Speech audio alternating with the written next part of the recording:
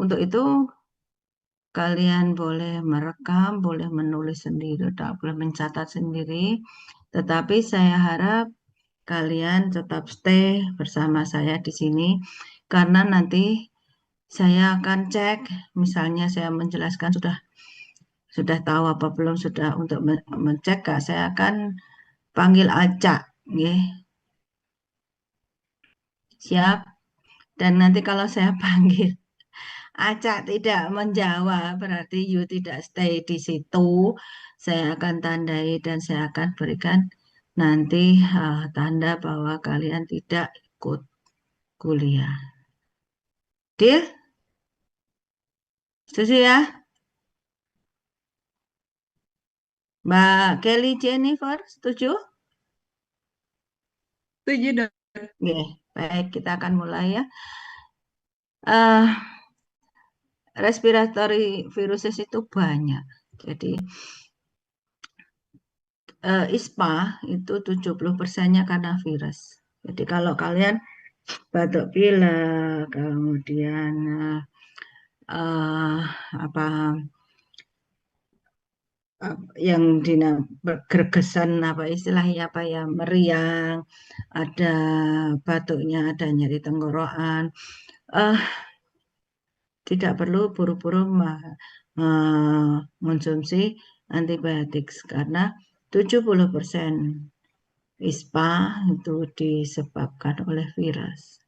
Dan virusnya banyak sekali, adik-adik, jadi jarang sekali saya perlu begini mungkin lebih lebih bisa di ya, di lihat ya dengan adik-adik. Jadi ISPA itu adalah suatu gejala ya, suatu sindrom ya. Nah, di situ penyebabnya itu seringkali mix, bukan satu gitu. Walaupun penyebab utama mungkin satu, tetapi seringkali di situ tuh nimbrung banyak banyak virus. Jadi tidak hanya satu. Sehingga untuk saat ini sudah dikembangkan eh, mendeteksi virus pernafasan itu bukan satu yang dicari. Jadi kita punya eh, apa PCR sekarang kalau virus itu tidak bisa dikultur kayak bakteri ya yang nanti kita akan praktikum mikro, nanti kamu bisa melihat bahwa bakteri bisa ditumbuhkan. Kalau virus itu nggak bisa, karena virus itu suatu makhluk, sebetulnya apa ya, dibilang makhluk hidup tidak memenuhi syarat, tidak dibilang makhluk hidup kok hidup dan berkembang biak. Jadi virus ini dia sebagai parasit ya, parasit yang obligat. Jadi dia itu harus numpang di makhluk hidup lain baru dia bisa menjalankan kehidupannya, bisa replikasi dan sebagainya karena dia tidak mempunyai senjata lengkap untuk hidup, jadi harus numpang ke orang lain. Itu namanya virus. Nah, ini beberapa uh, gejala yang apa manifestasinya itu di pernafasan, ya, yang disebabkan oleh virus. Ini seringkali itu terdeteksinya itu enggak satu. Jadi kalau virus itu dideteksinya bukan dengan pertumbuhan tapi dengan PCR. Ya. Dengan PCR untuk melihat genomnya karena sekarang sudah bisa kita lihat, kita mendapatkan genom materi genetik virus. Oh ini virus itu sudah ada, maka kita ngeceknya itu enggak satu tetapi langsung beberapa.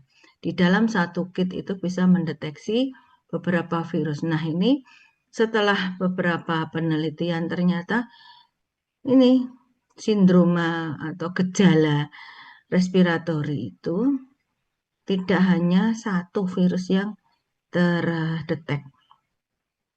Sering beberapa virus terdetek, walaupun yang selalu terdetek itu bisa jadi satu virus misalnya pada influenza virus itu yang terdetek baik itu yang A maupun yang B.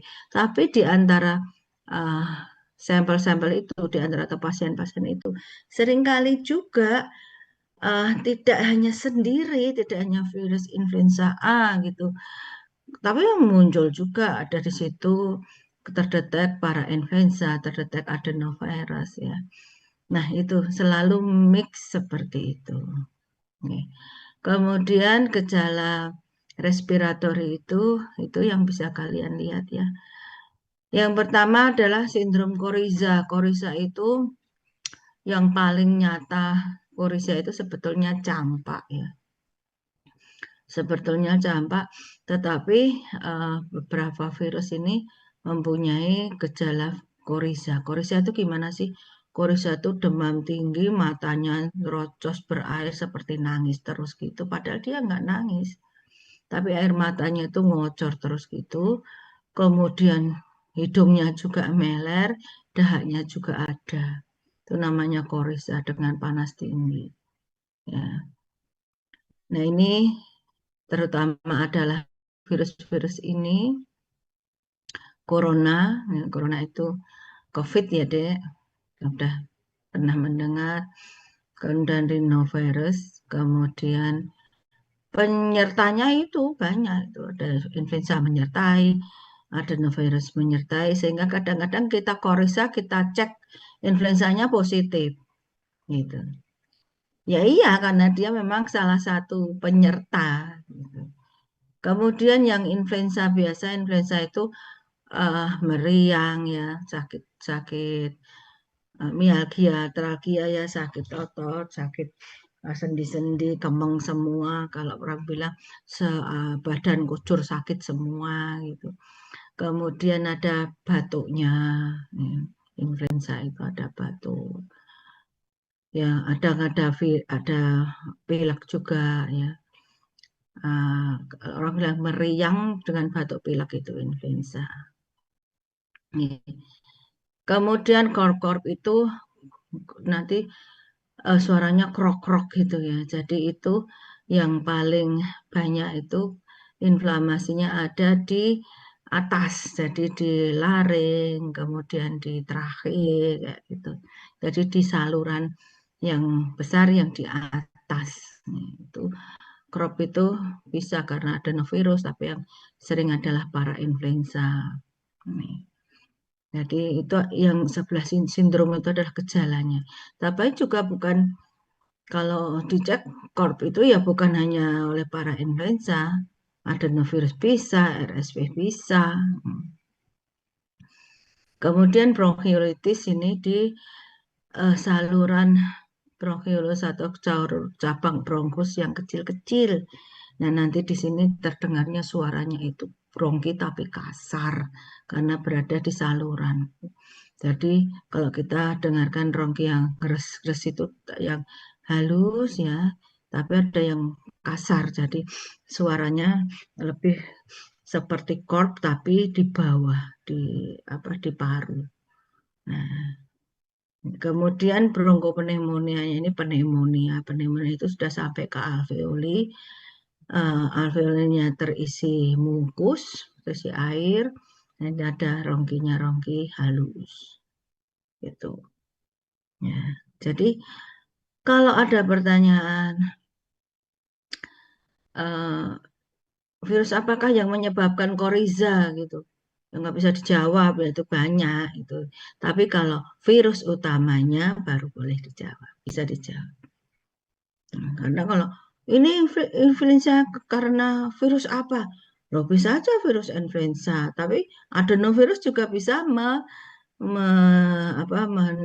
mengeluarkan atau mengakibatkan atau mendapatkan gejala gitu. Gejala yang influenza. Nih. Jadi adik-adik perlu tahu bahwa infeksi virus di pernafasan itu sering mix. Jadi kita kalau menyebabkan bukan virus pernafasan, tapi virus-virus pernafasan. Oke, ini yang pertama yang akan saya sampaikan di sini. Yang pertama, yaitu influenza virus. Influenza virus ada dua tipe, A, B, dan C.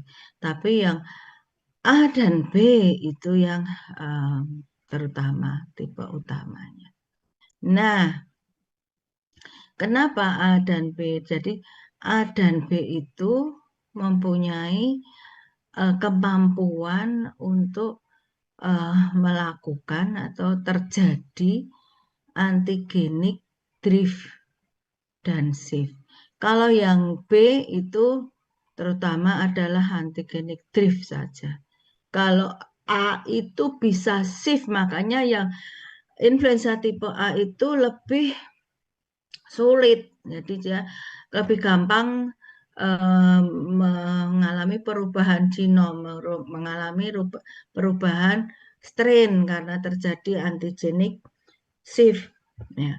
Kalau tipe C dia lebih stabil sehingga influenza C ini tidak begitu terkenal karena sekali dia mendapatkan vaksin untuk tipe ini biasanya infeksi berikutnya sudah tenang karena sudah dikenal gitu ya. Tapi kalau A dan B ini berubah-ubah terus sehingga kalau kalian bisa lihat ya di influenza, kalau kamu buka influenza virus gitu, pasti nanti ada strainnya, ada H1, N1, H1, N2, H1, N3, H2N2, H2N5, dan banyak sekali. Nah, baik, ini adalah influenza, maka dia punya yang A ya, ini terutama adalah antigenik shift dan drift, kalau yang B hanya drift saja, dan yang C stabil. Kita bicarakan mengenai antigenik shift dan drift. Adik-adik saya akan turunkan atau kita akan stop uh, apa PowerPoint-nya dulu ya, karena saya akan menjelaskan karena nggak ada di sini, jadi saya akan tutup dan kalian silahkan mencatat apa yang saya jelaskan ini. Oke. Saya akan cek dulu. Sani Vera Santika ada di sana? Ada dokter. Yeah. Sudah ikut kursus biomolekuler di semester berapa ya? Sudah belum? Belum dokter. Oh, belum. Kamu belum mendapatkan pelajaran mengenai biologi molekuler begitu? Oh, sudah dokter. Sudah, baiklah. Jadi kita sudah tahu bahwa di dalam makhluk hidup itu di dalam selnya ada yang dinamakan genom ya. Genom itu adalah suatu rangkaian rangkaian basa yang panjangnya setiap spesies berbeda, gitu nggih. Nah, itu namanya genom. Nanti isinya adalah gen-gen. Dari gen itu nanti bisa dilihat adanya uh, apa namanya gen membuat protein, kemudian di protein itu ada asam amino dan asam amino dikode oleh beberapa basa. Saya akan cek. Jin Cynthia. Iya dok.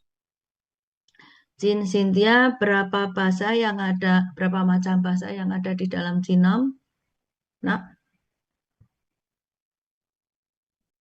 berapa macam bahasa?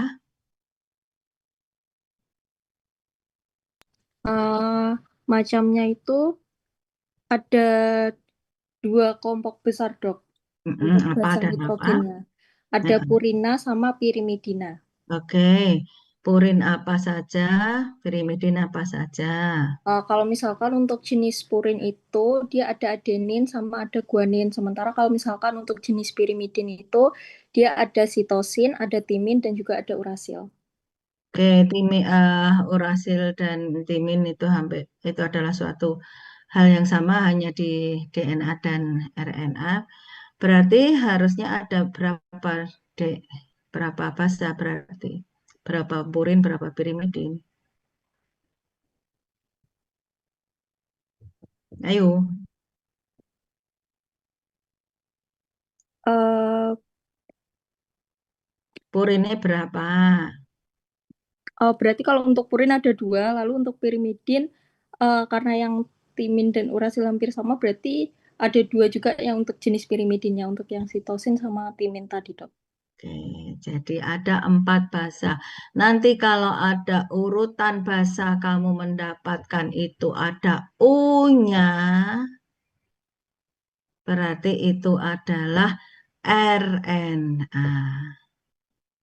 Kalau ada T-nya itu DNA. Oke.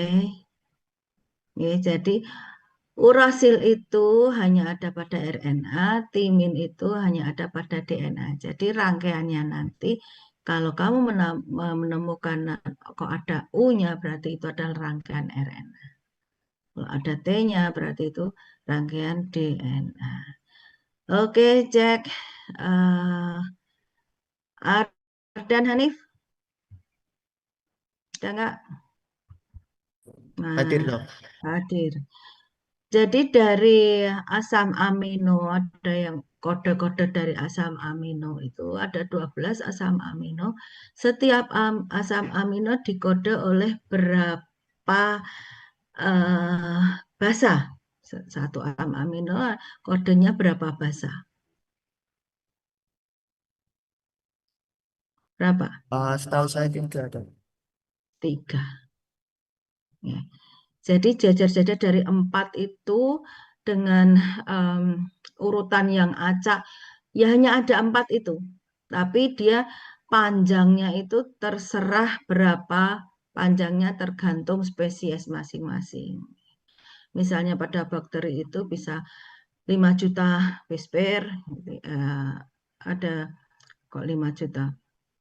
500 base pair misalnya begitu ada 5.000 base pair kalau Escherichia coli 5.000 base pair gitu urutannya yo hanya ada 4 itu tapi terserah urutannya ya urutannya yang mengatur adalah yang membuat siapa sih yang membuat Escherichia coli siapa ya Niloh Putu Indira siapa yang membuat Escherichia coli Neng Kek Niloh Putu ada nggak Hadir, Dokter. ya siapa yang membuat Escherichia coli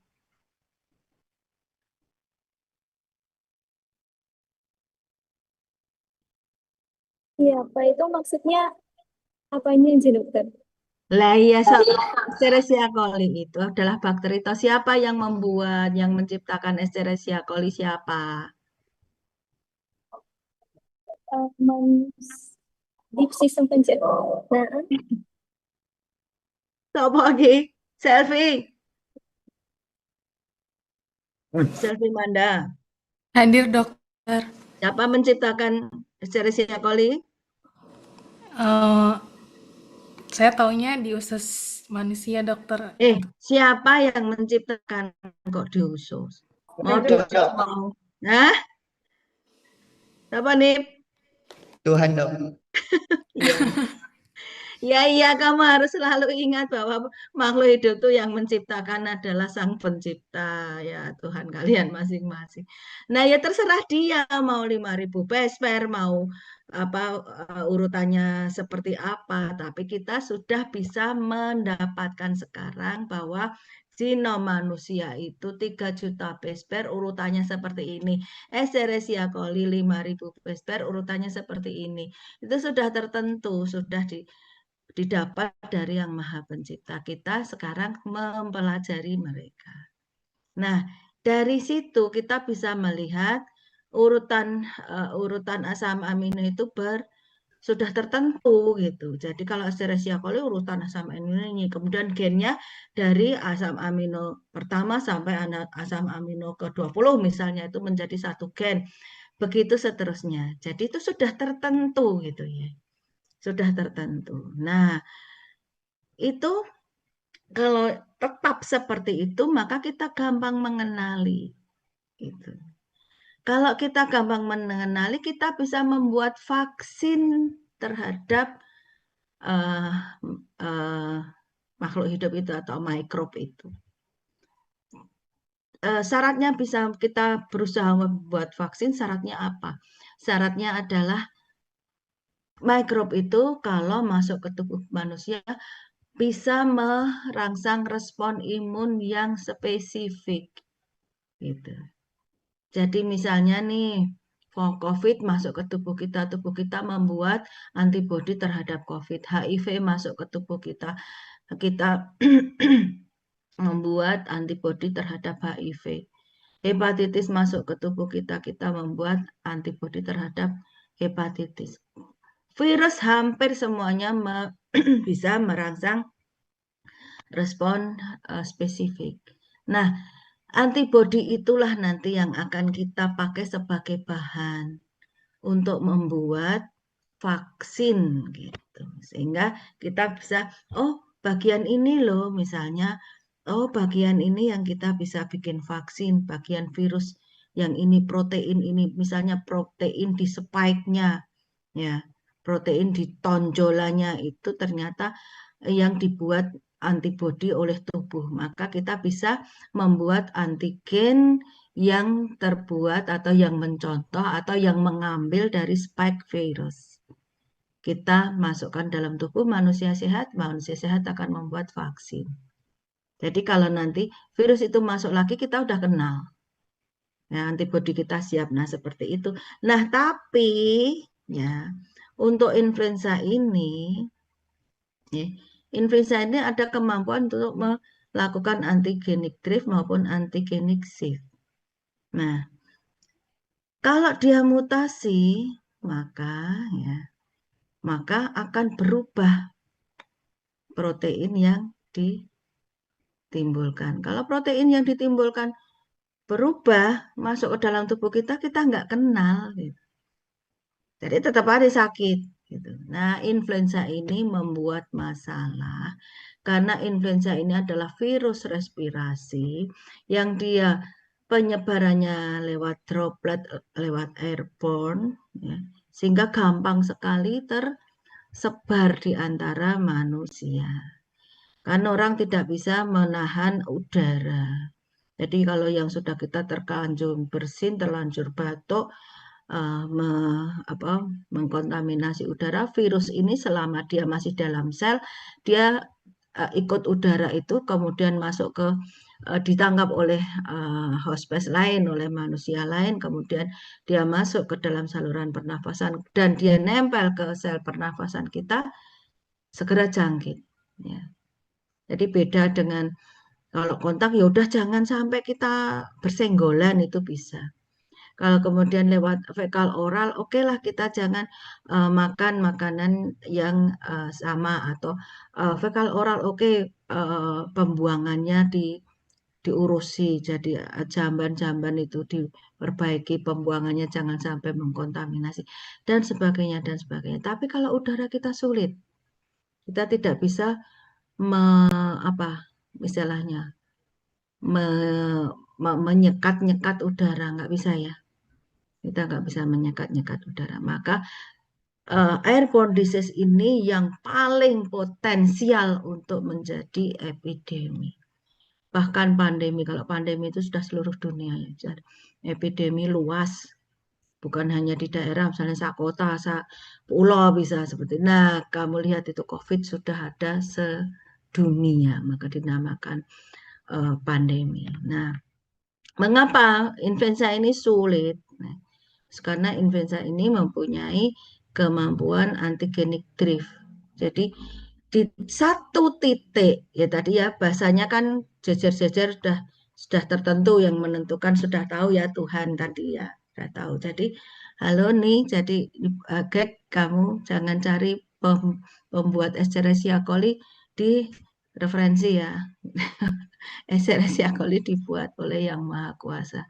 Jadi itu sudah tertentu. Nah, kalau di satu titik, misalnya nih, Escherichia coli, atau kita oke lah yang influenza A aja. Di influenza A, misalnya dia berapa genomnya, saya nggak hafal. Kita anggap saja 200 base pair gitu ya, 200 basa. Seandainya dia itu ada antigenik drift, ada ada perubahan di satu basa, Misalnya di titik 181, jadi di basa nomor 181. Yaitu misalnya dari tadi dikatakan ada adenin ya A, guanin G, sitosin C, kemudian urasil atau timin kita sebut aja timinnya ya T misalnya gitu. Misalnya di 181 urutan basa ke nomor 181 itu harusnya C, sitosin. Tiba-tiba berubah menjadi G, menjadi guanin, ya. Maka di situ akan ada perubahan kode. Ya tadi katanya 33 toh. Siapa tadi yang ngomong 33 tadi? Mas apa tadi? Siapa Mas? Yang ngaku dulu. Yang saya tanyain tadi 3 dokter gitu tadi yang jawab siapa? Saya dok. Ya. Jadi tadi Mas Ani bilang 33. Maka kalau kita jejer 33 ya dari basa nomor 1 sampai basa nomor 180. Ya kan? Nah, 180 dibagi 3 piro? Ayo dihitung. Biasanya cah kedokteran ira iso ngitung. Ayo dihitung berapa?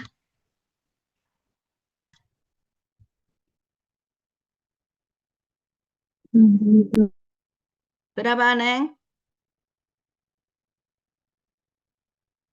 Ayo berapa?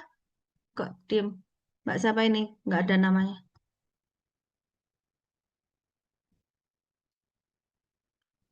Frisky Kurniawan, ayo ngitung. Ora senyum-senyum, baik. Nanti teman-temannya jatuh cinta. Ayo, berapa? 180 bagi 3, Nang? 60 dokter. 60. Pas ya? Pas ya? Tidak. Iya, jadi asam amino ke 1 sampai 60, kederetan asam amino sampai 60 selamat, ya kan? Selamat. Tapi asam amino ke 61 tadi ada antigenis drift yang berubah 1.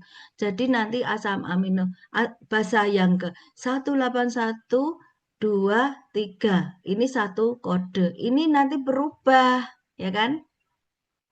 Dari sini 1 asam amino itu berubah. Ya. Kalau tadinya asam amino ini triptofan kemudian jadi serin berubah begitu, maka asam amino di sini akan berubah.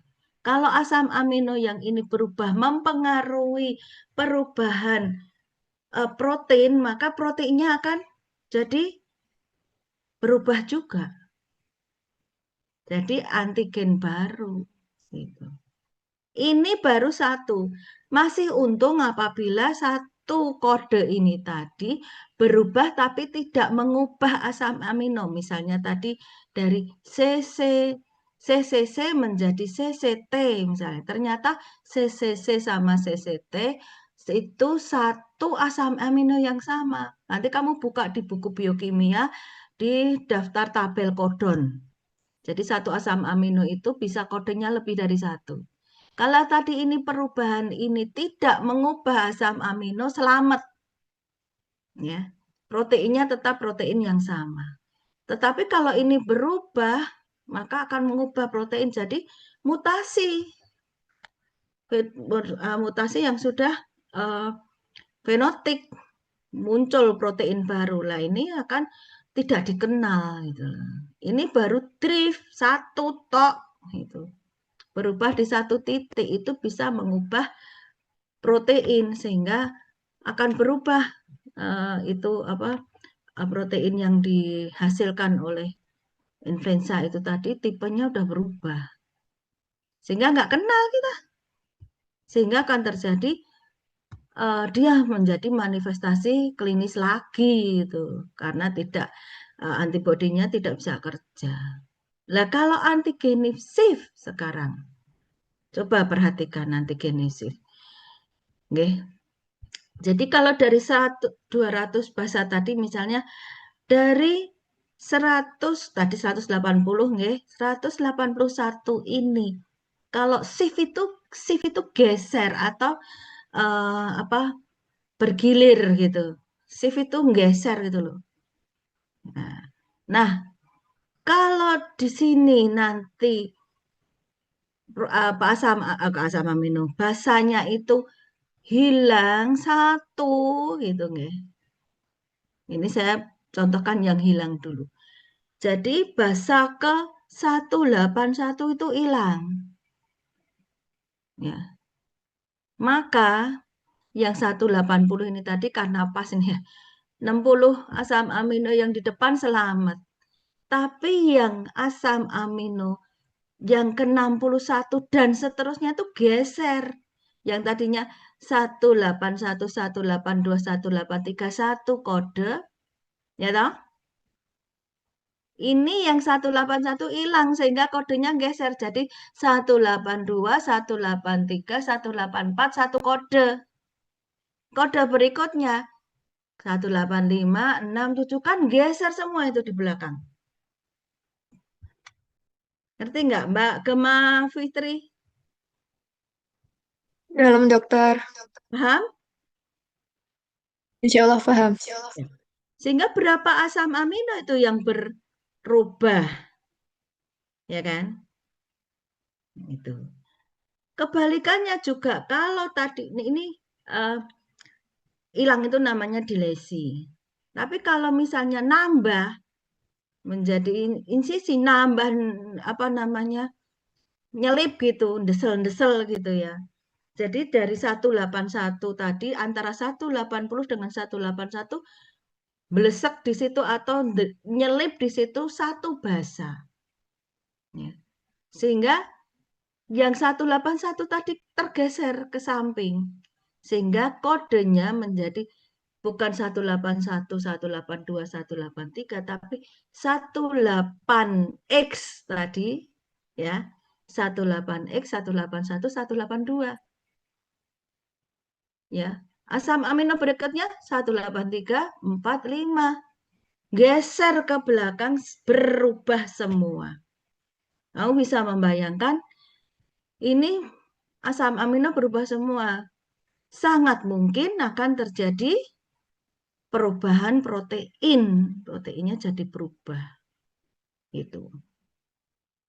Lah kalau itu terjadi, antigenik shift-nya terjadi di ujung-ujung belakang, ya mungkin agak selamat ya. Misalnya hanya 2 atau 3 asam amino yang kebetulan tidak merubah protein, mungkin agak selamat.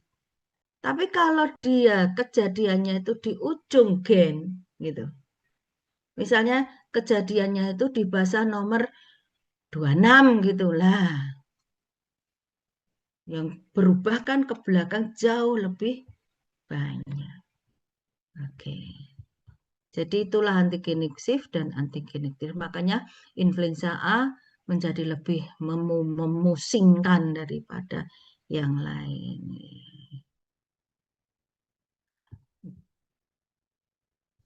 Gitu, ngerti nggak? Mbak Aulia Febriani? Nggih, dokter. Paham nggih? Nggih, insya Allah sampun. Begitu saya kembali ke mana nih? Ke PowerPoint-nya ya. Nah, gitu nggih. Jadi lo kok nggak mau piye?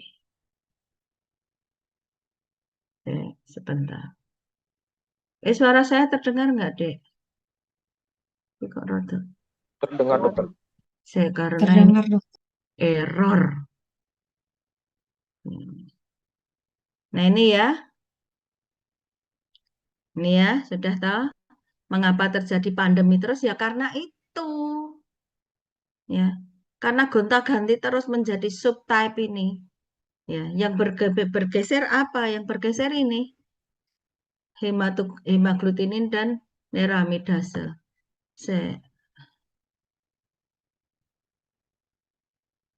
Dua ini membuat pusing. Nah, kamu lihat di sini. Kursor saya ganti dulu. Kamu lihat di sini ya. Pada awal abad 19 ya, abad ke-20 awal-awal pergantian 1920. Ini sudah ada, ini yang mati banyak banget ini yang di influenza ini, Spanish flu ini ya. Kemudian di sini orang-orang yang gosen di bidang infeksi sudah mulai sibuk mencari vaksin. Dapat tuh. Ya. Tapi kemudian muncullah Asian flu. Ini apa namanya, bilang dulu ada flu Hong Kong kayak gitulah, ini kelanjutannya flu Hong Kong. Ini ternyata ini loh berubah.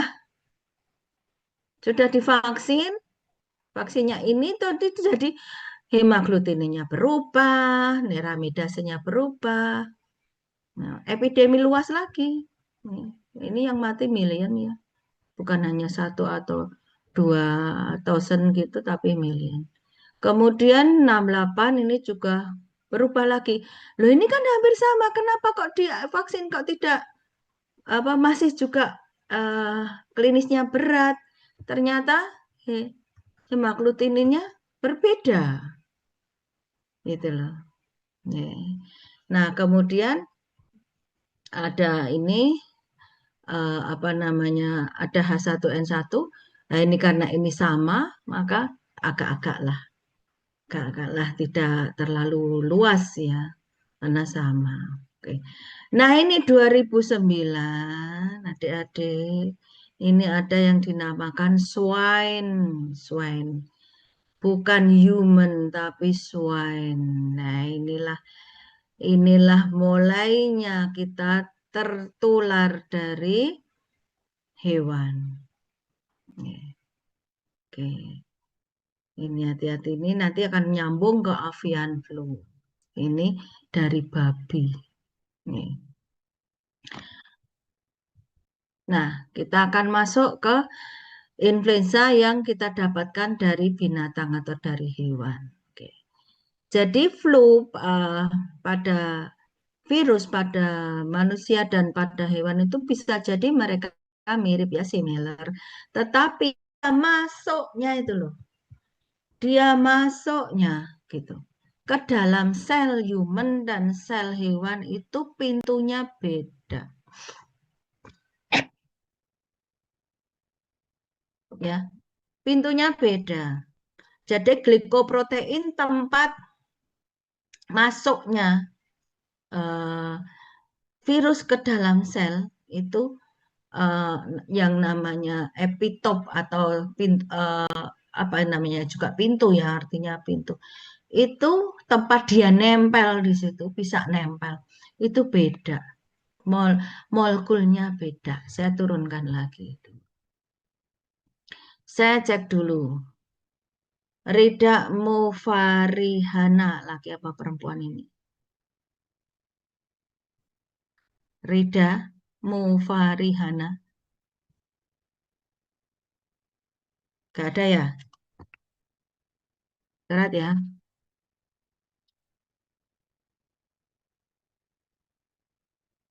Nanti jangan tanda tangan yang Mbak apa Mas ini, entahlah. Karena sekarang nama itu tidak mencerminkan jenis kelamin.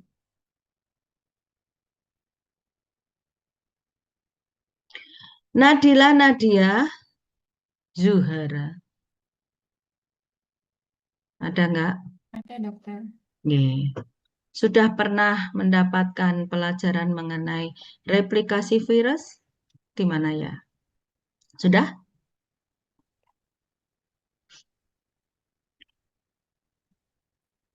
Sudah, dokter. Ya. Di kursus apa itu? Ada ya? Di biomedik bawah-bawahnya semester 1 apa 2 ya? Enggak, dokter. Ada ya? Oke. Jadi pada waktu kita mempelajari virus itu, mempelajari replikasi virus, itu ada virusnya berada di dalam kapsid, kemudian nempel di sel. Nempelnya ini tempat tertentu. Ya, kalau tempatnya itu atau pintunya itu nggak ada, virus nggak akan bisa masuk. Gitu. Jadi setelah nempel dia dapat dia epitopnya, istilahnya epitop ya. Dia epitop, oh ini tempat nempelnya virus, ketemu deh dia mengenali. Kalau pada influenza itu namanya glikoprotein. Dan glikoproteinnya itu berbeda antara manusia dan hewan. Ya, ada yang glikoprotein 60 atau yang 30, 60 atau 70 dengan yang 30 glikoproteinnya. Nah, kalau sudah nempel di situ, maka kapsid tinggal di luar, materi genetik masuk. Oke? Oke? Gitu, Mbak Nur, siapa tadi? Zuhara. Gitu kah? Dokter. Ya. Nah, maka kita akan lanjutkan yang sebentar. Kita akan lanjut yang di sini. Nah, jadi karena dia berbeda, pada zaman dulu orang itu tidak khawatir ketularan flu dari ayam. Jadi kalau orang Jawa PTE pileren atau ayamnya itu tetelo, ayamnya itu sakit flu, tapi peternaknya tidak ketularan. Gitu. Tapi kemudian yang terjadi ternyata peternaknya ketularan juga. Kenapa ini ya? Kita akan lihat ini. Jadi tadi kita sudah tahu ya ada swine flu yang dari babi yang menular ke orang, ya. Tapi tipenya H1N1. Jadi H1N1 ada vaksinnya. Jadi yang belum terkena segera divaksin semua, kemudian tidak merebak secara luas, terlalu luasnya. Jadi ini loh babi ini biang keroknya, ya. Karena pada saat zaman-zaman dahulu, kalau kita sudah beternak secara besar gitu ya, dalam skup yang besar, maka peternak ayam hanya ternak ayam saja, peternak babi hanya beternak babi, sehingga terpisah-pisah begitu nih, nggak terpisah-pisah. Tetapi dengan kemajuan zaman, ternyata ya mau ayam mau babi mereka bisa bersama-sama dan dicampur, itu masalah. Itu masalah karena di babi ini ternyata sel babi ini di dalam selnya itu ada 2 pintu, 2 GP, 2 glikoprotein. Sehingga di dalam babi ini, di dalam sel babi ini, maka flu yang ada di burung, influenza di burung di unggas ini masuk, kalau dia masuk ke sini dia dapat tempat karena pintunya ada. Gitu. Kemudian yang dari human, influenza human, dia masuk ke babi, juga bisa masuk ke selnya karena pintunya ada.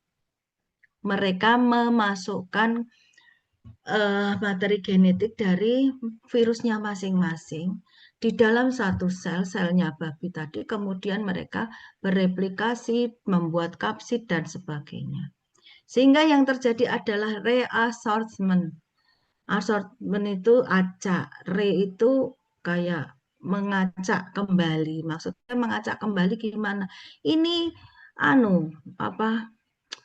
tidak mengenali mana kapsidnya. Kapsid juga tidak mengenali mana materi genetiknya, gitu.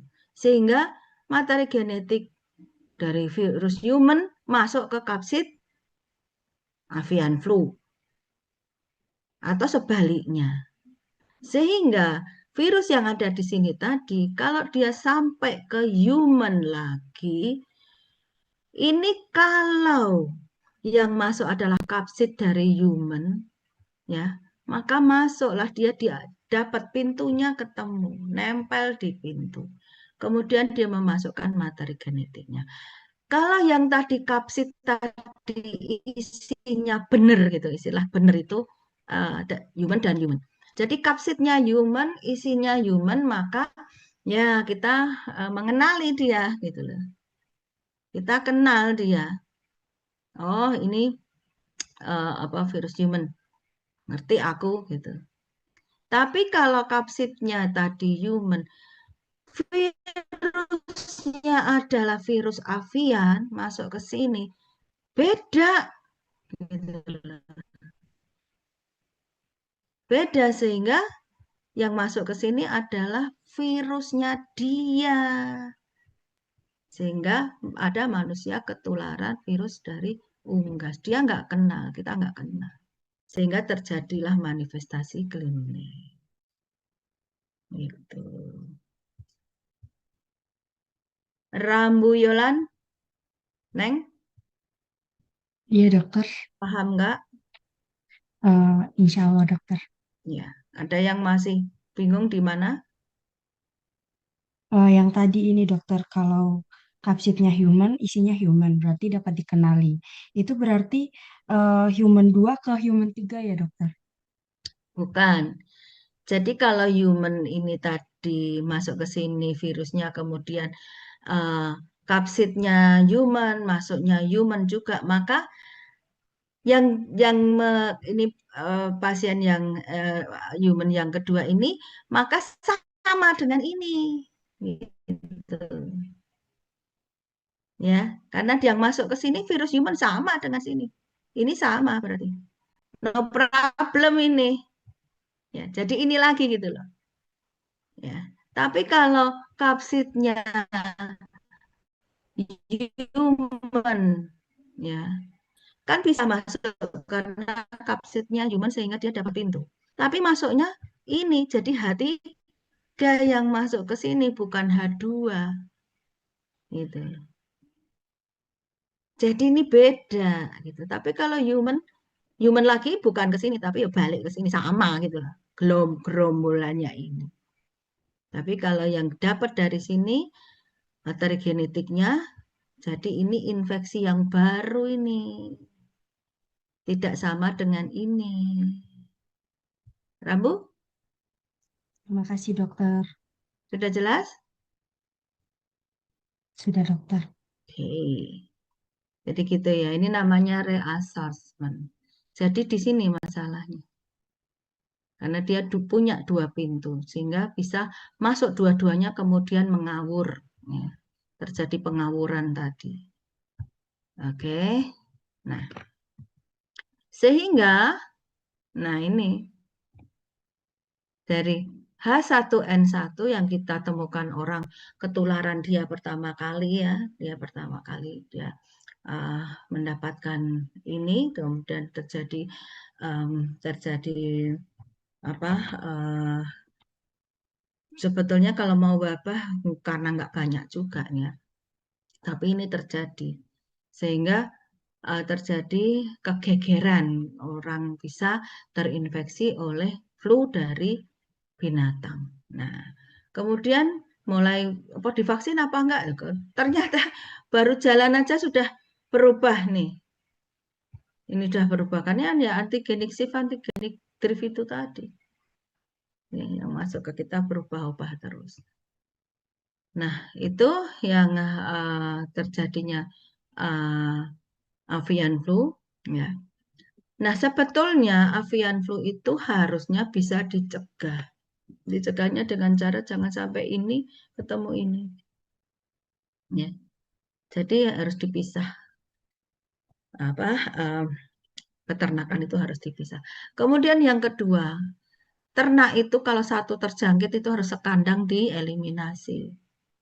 Kalau di daerah di pusat-pusat apa di negara-negara maju yang kaya, maka dia punya sistem pencegahan infeksi itu yang lumayan strict. Maka kalau satu babi ketahuan dia influenza gitu, nah kandangnya itu dieliminasi. Ayam juga. Lah kalau di Indonesia siapa yang ngijoli? Karena mereka nanti dapat bibitnya lagi. Jadi kalau ayam ya dapat telurnya atau dapat anak ayamnya untuk dia beternak lagi. Tapi kalau di sini siapa dong yang ngasih? Nah itu masalah. Sehingga seringkali avian flu itu agak lama hilangnya dari Indonesia ya. Seringkali lepas itu karena kita peternaknya kalau belum ternaknya itu belum tele-tele ya sayang ya mau disembelih atau mau dibunuh itu sayang. Nah ini yang membuat lama kita jangkit terus karena lama ini mengeliminasi avian flu di Asia untuk lama, terutama di Indonesia. Lah kalau ternak sapi kemudian atau ternak babi nih yang mahal ya. Ternak babi kemudian sekandang suruh membunuh semua.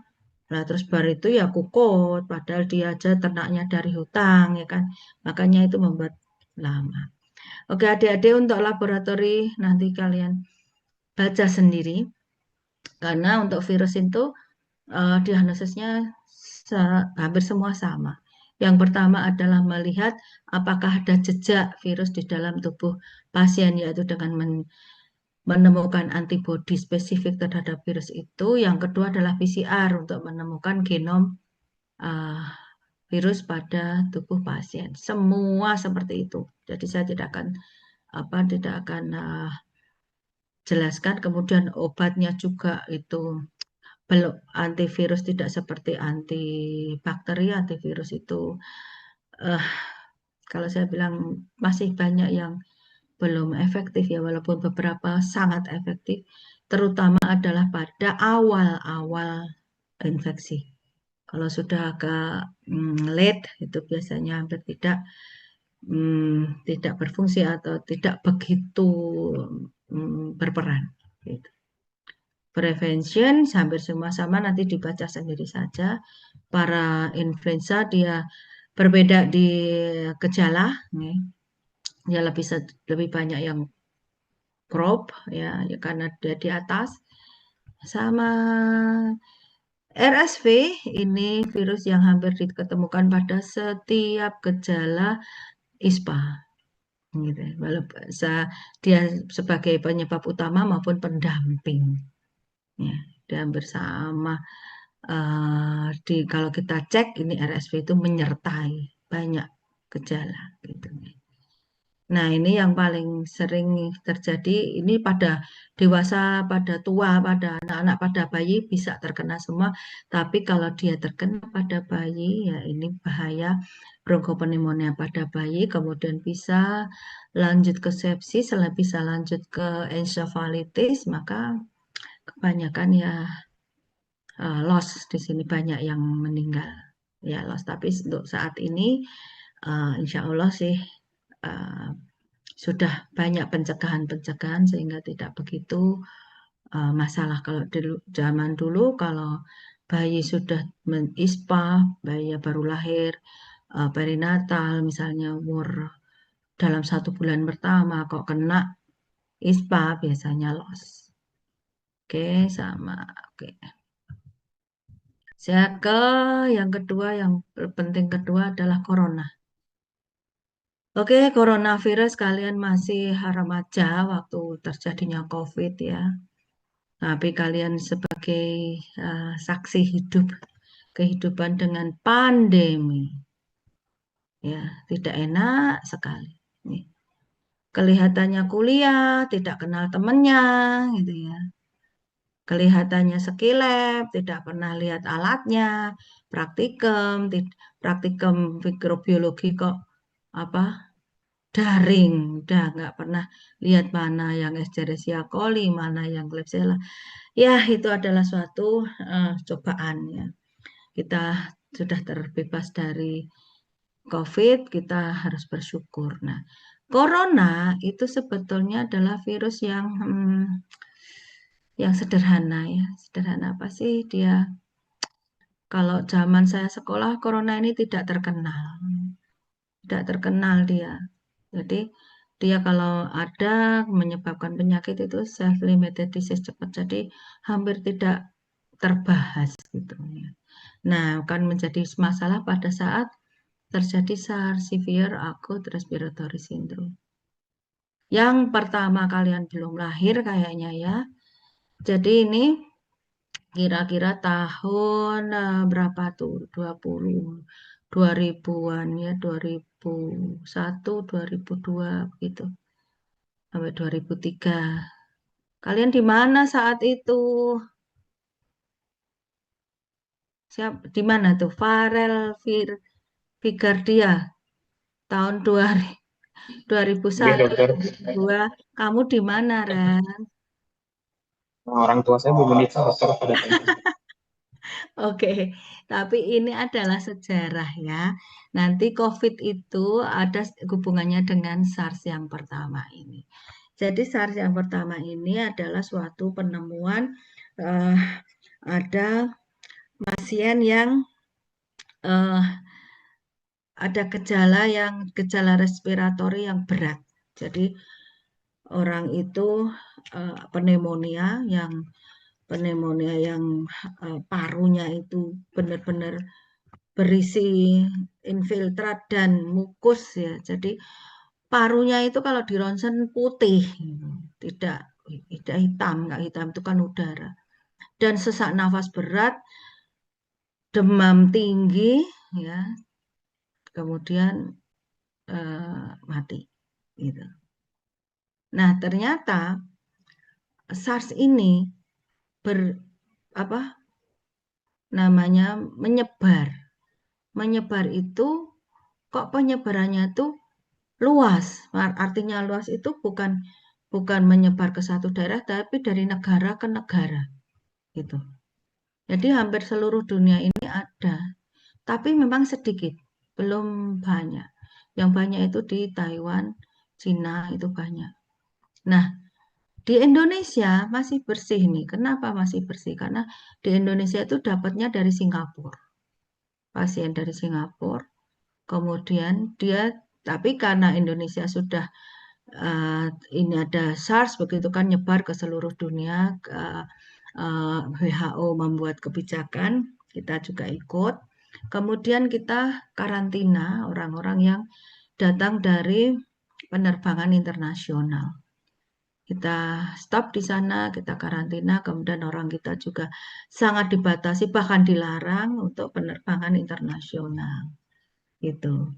Sehingga dari Indonesia ini bisa ditutup gitu ya, tidak menyebar. Jadi penemuan di Indonesia itu hanya di Jakarta gitu. Belum banyak juga bandara internasional, hanya di Jakarta, Denpasar, Surabaya, ya, Medan udah belum ya. Jadi masih bisa ditutup gitu, masih bisa ditanggulangi, tidak nyebar. Sementara di tahun itu juga pergerakan manusia juga belum begitu leluasa ya. Misalnya orang desa, orang misalnya mana nih orang Temanggung gitu ya, di desa-desa Temanggung itu, dia juga akan kalau ditanyai, kita harus hati-hati pakai masker gini-gini. Sedangkan dia tidak pernah kontak dengan orang luar, gitu. Jadi ya ngeyel-ngeyel tidak pakai masker ya nggak apa-apa kan, nggak kontak dengan orang luar. Ya. Orang luar yang misalnya ada eh, orang asing yang dimasuk ke Temanggung, mana hampir nggak ada, gitu. Karena memang pada waktu itu masih sangat pergerakan manusia itu masih belum seheboh sekarang. Jadi selamat, istilahnya kita selamat gitu ya. Selamat karena SARS ini kemudian hilang. Nah, kita yang herannya, kenapa ini virus apa? Kenapa kok begitu cepat banget dan membuat manifestasi klinisnya itu berat, cepat banget. Begitu demam tinggi, kemudian sesak nafas, dilihat itu sudah parunya sudah banjir interleukin gitu ya. Jadi mukusnya banyak sekali di alveoli sehingga orang sesak nafas. Ya.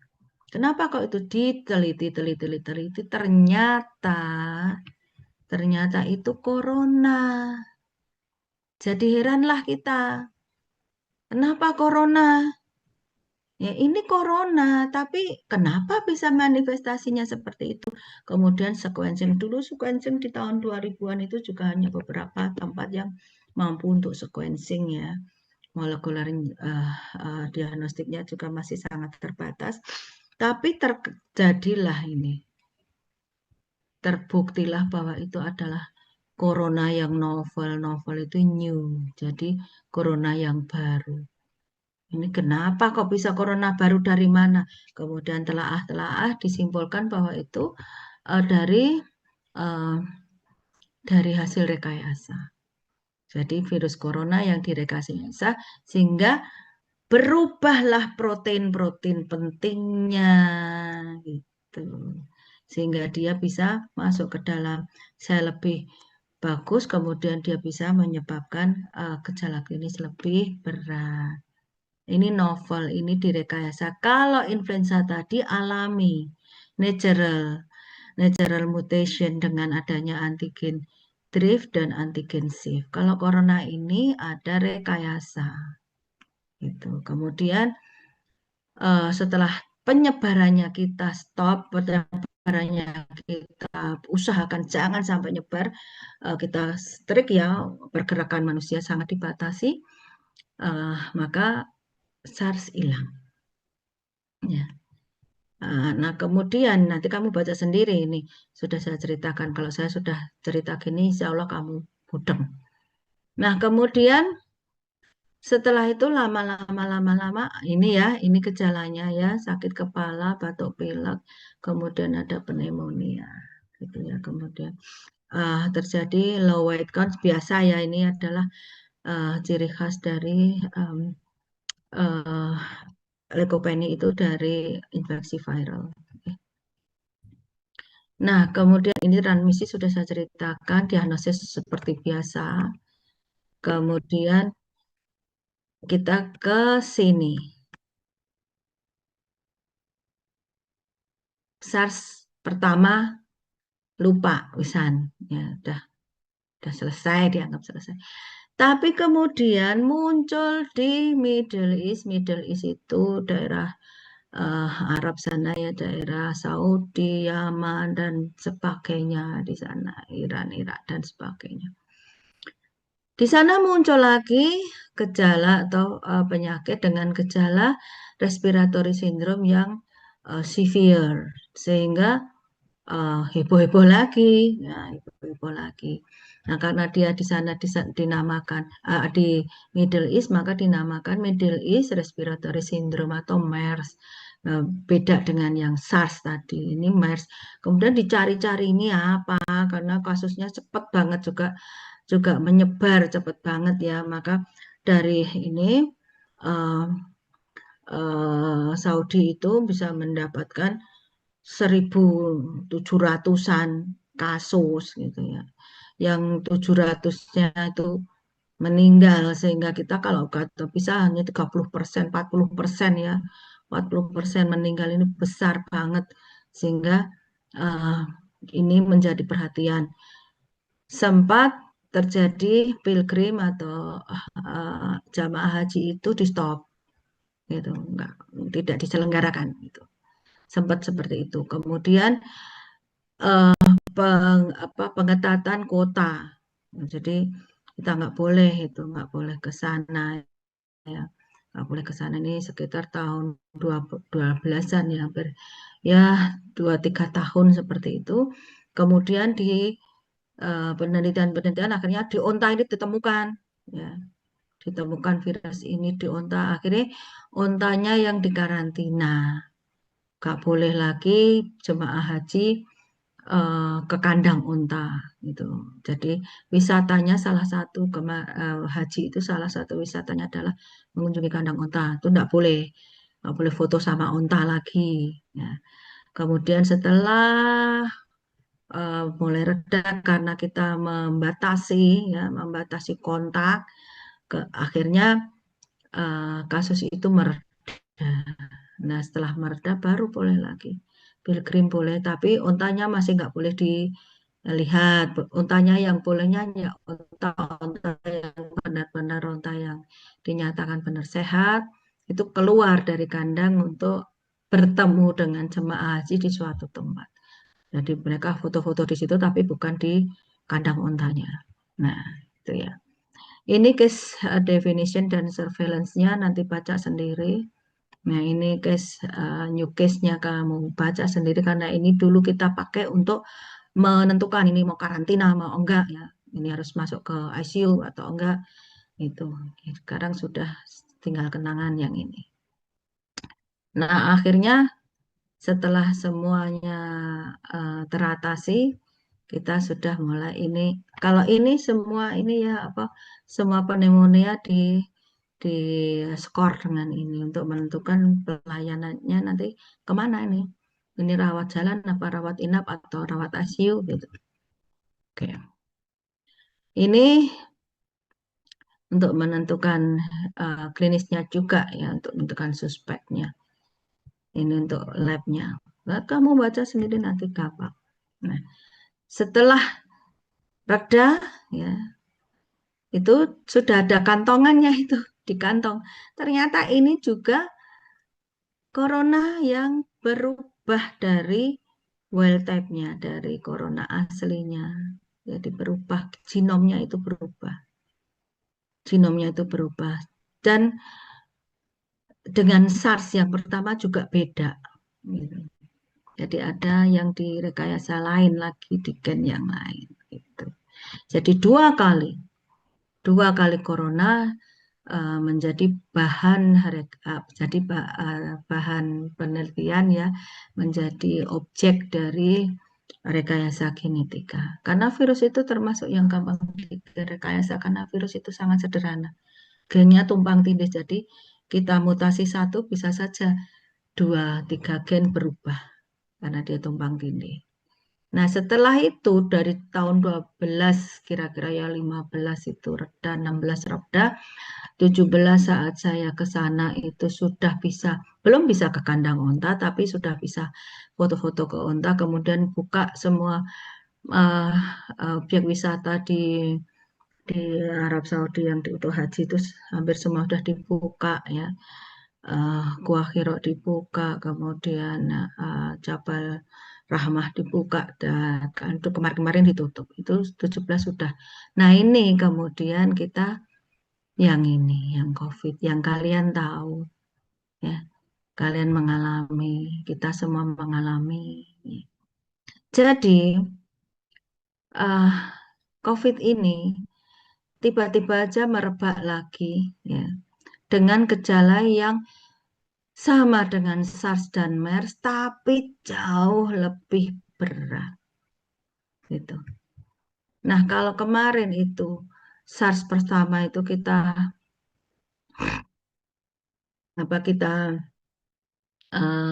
duga itu dari Felinidae, dari kucing dan sebagainya itu ya. Tapi di MERS ontanya, tapi yang di COVID ini apa ya? Apa ya gitu. Karena merebak dengan cepat. Nah, ini sama deh ya. Oke, kita akan kembali ke sini aja dulu.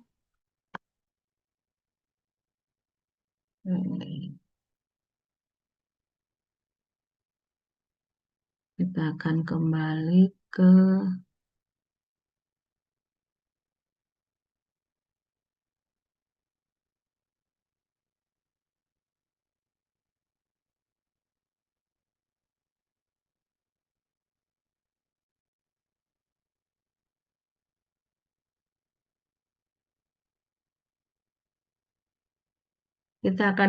ke sini. Jadi awal-awal itu mana nih?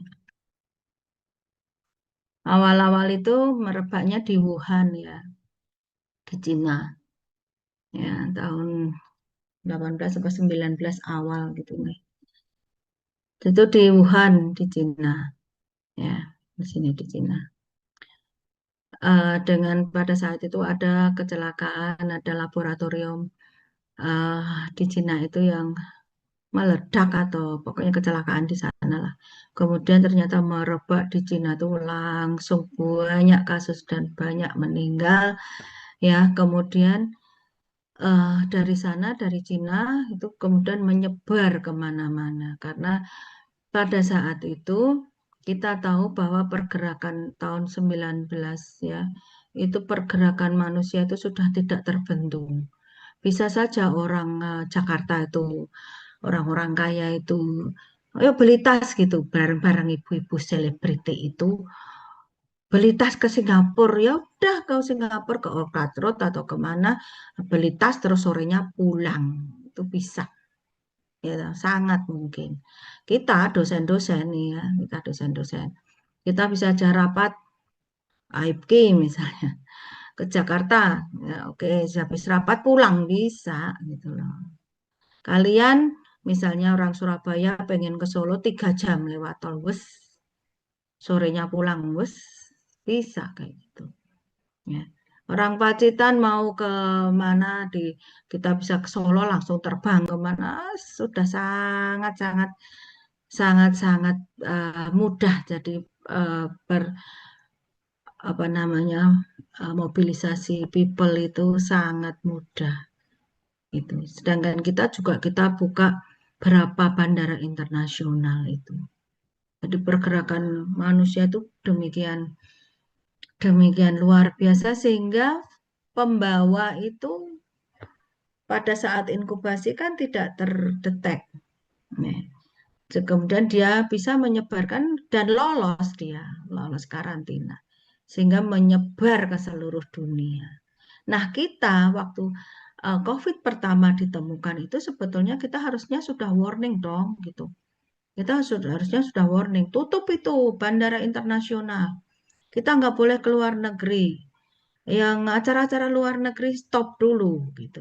Itu sebetulnya bisa. Kemudian pergerakan antar kota dibatasi gitu. Orang mau ke antar kota ngapain kalau misalnya dia kerja antar kota udah stay di kota tempat dia bekerja nggak usah pulang dulu. Bisa sebetulnya kita membuat peraturan seperti itu.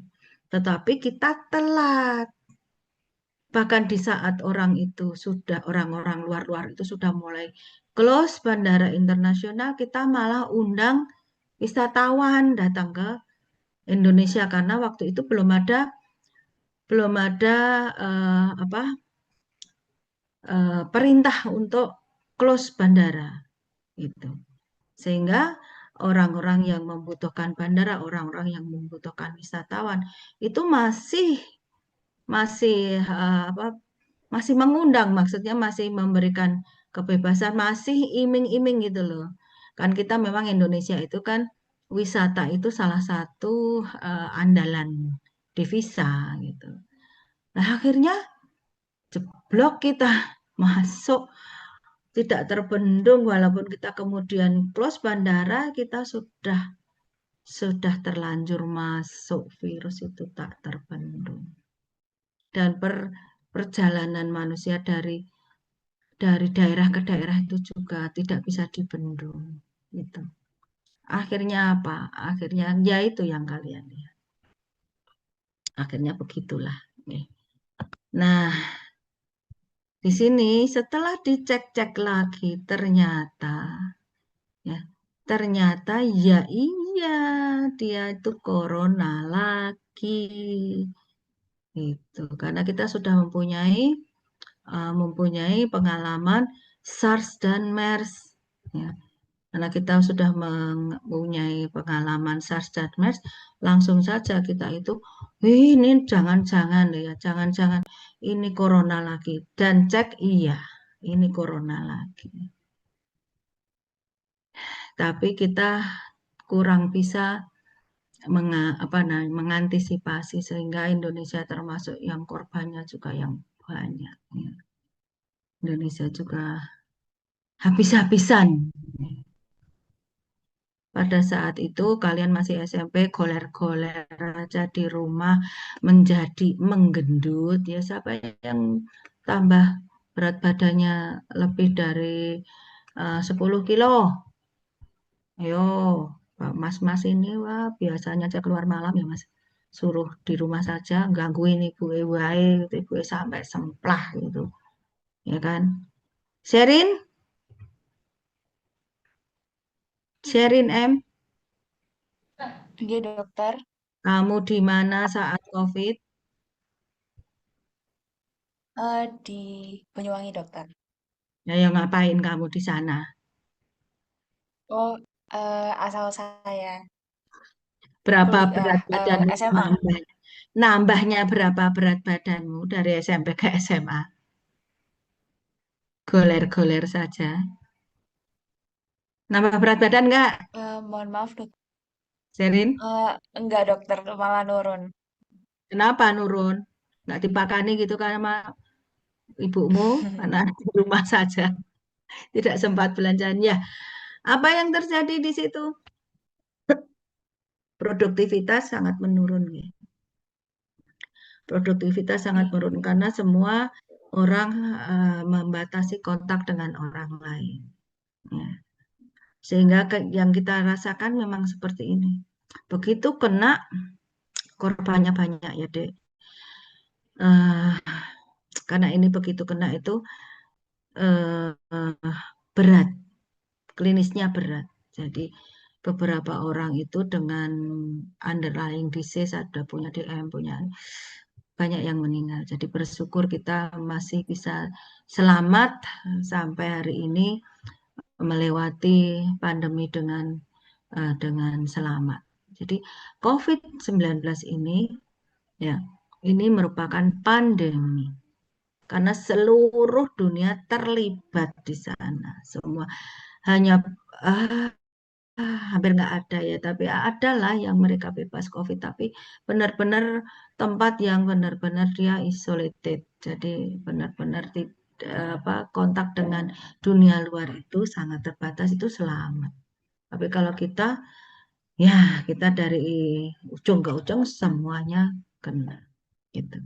Nah ini juga beda, genomnya beda dengan SARS maupun MERS. Nah gitu. Jadi ini klinisnya gimana? Sama deh, sama. Nah gitu. Itu cerita virus pernafasan. Nanti kamu baca sendiri. Soal saya berkisar di PowerPoint itu. Seluruhnya. Bukan hanya yang saya ceritakan loh ya, yang semua yang ada di situ. Tapi itu insya Allah mudah dipahami karena sudah ada pengantarnya dan bisa dirangkum. Ya, gitu. Ada pertanyaan? Ada pertanyaan enggak? Kamu dari SMP ke SMA pakai ujian enggak deh? Anissa Zahra? Baik, dokter. Anissa Zahra? Ujian SMP enggak kamu? Pas naik SMP ke SMA ada ujian yang dihapus tapi tetap ujian, Dok. Tetap ujian, tapi kan gampang ya. Ya, UN-nya dihapus. Oke. Jadi itu hikmahnya. Hikmahnya kalian bisa lulus SMA tidak terlalu, itu lulus SMP tidak terlalu pakai apa namanya effortnya agak lumayan ya. Dan orang tua yang punya anak bandel itu bersyukur, alhamdulillah tidak ujian ya kan, tidak UN anakku lulus. Lek semisal UN bisalah anakku ini tidak lulus. Kalau semisal UN bisalah dia nggak dapat SMA misalnya gitu. Nah ini adalah satu hikmah.